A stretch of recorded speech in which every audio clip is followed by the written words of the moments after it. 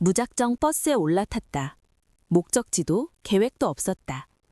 텅 빈 버스 맨 뒷자리에 앉자마자 가라앉았던 심장이 다시 사정없이 뛰기 시작했다. 내가 무슨 짓을 한 거지? 여긴 대체 어디로 가는 걸까? 막연한 공포가 밀려왔다. 당장 내려야 한다는 생각에 엉덩이를 들썩인 순간 버스는 요란한 엔진 소리를 내며 출발해버렸다.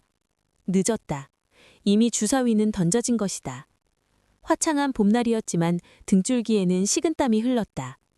나는 달리는 버스에 내 운명을 맡긴 채 눈을 감았다. 덜컹거리는 움직임에 소스라치게 놀라 눈을 떴다.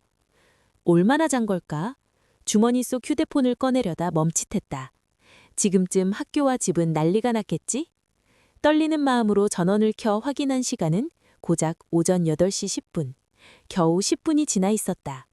어이가 없네. 실소가 터져나왔다.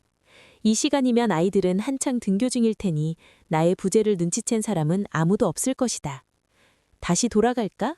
택시를 타면 지각은 면할 수 있는 시간이다. 하지만 나는 다시 가방끈을 꽉 쥐었다. 에이, 모르겠다. 갈 때까지 가보자. 그나저나 이상했다. 등교와 출근으로 북적여야 할 시간인데 버스는 유령선처럼 고요했다. 창밖으로 시선을 돌리자 더 당혹스러운 풍경이 펼쳐졌다. 겨우 10분을 달렸을 뿐인데 고층 빌딩 대신 푸른 논밭이 지나가고 있었다. 집 근처에 이런 곳이 있었나? 6월치고는 공기가 무척 시원하고 상쾌했다. 그래, 하루쯤은 괜찮아. 나에겐 리셋이 필요하다고. 이어폰을 꽂으려다 멈췄다. 휴대폰 속에 가득했던 노래들이 감쪽같이 사라져 있었다. 짜증 섞인 한숨을 내뱉으며 이어폰을 가방에 쑤셔 넣었다. 그때 버스 스피커에서 라디오 소리가 흘러나왔다. See you again.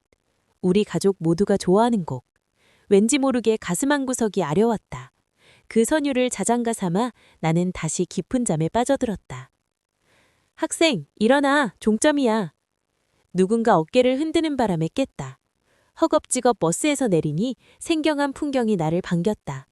어깨를 짓누르는 7권의 교과서와 노트가 든 가방이 내 마음의 무게처럼 무거웠다. 주변을 둘러봐도 여기가 어디인지 도무지 알 길이 없었다. 시계를 보니 9시 30분. 1시간 정도 달렸으니 일산 근처겠거니 생각하며 일단 걷기 시작했다. 한참을 걷다 보니 낡은 이정표 하나가 나타났다. 월계동, 석관동, 직지는 장위동? 장위동? 어디서 들어봤는데? 월계동이면 외할머니 댁이잖아. 혼란스러웠다. 일산에서 서울 외곽까지 버스로 1시간 만에 올 수 있다니. 늘 엄마 아빠 차로만 다녀서 멀게만 느껴졌던 곳인데 허탈한 기분마저 들었다. 외할머니 댁으로 갈까 잠시 고민했지만 일단 줄임배를 채우는 게 급선무였다.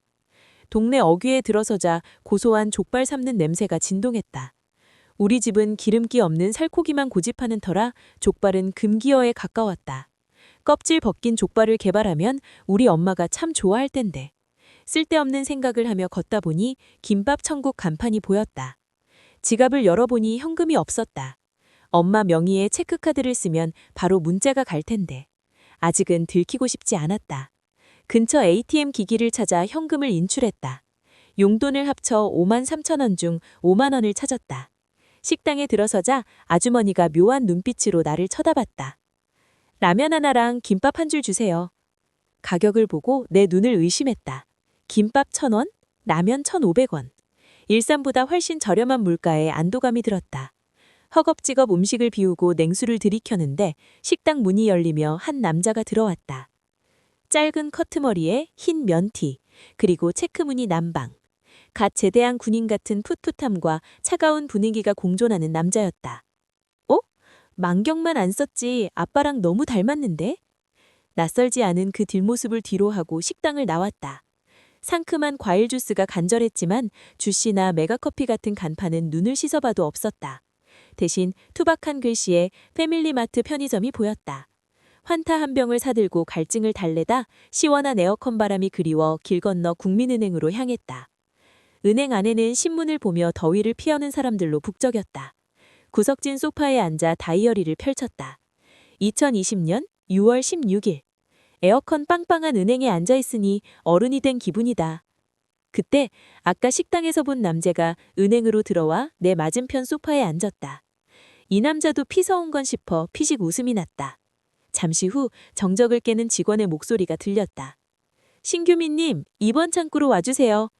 심장이 덜컥 내려앉았다. 신규민? 아빠 이름이다.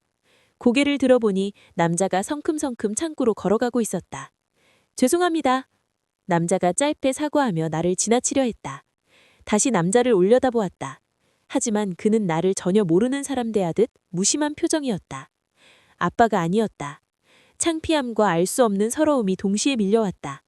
연심 죄송하다는 인사를 건네고 도망치듯 은행을 빠져나왔다. 시계를 보니 11시 5분. 터덜터덜 걷는 머리 위로 갑작스러운 소나기가 쏟아지기 시작했다. 건물 처마 밑으로 몸을 피했다. 6월의 비는 생각보다 쌀쌀했다. 빗소리를 들으며 나는 멍하니 생각했다. 언제쯤 그치려나? 그친다 해도 딱히 갈 곳이 없으니 오히려 비가 오는 편이 마음 편했다.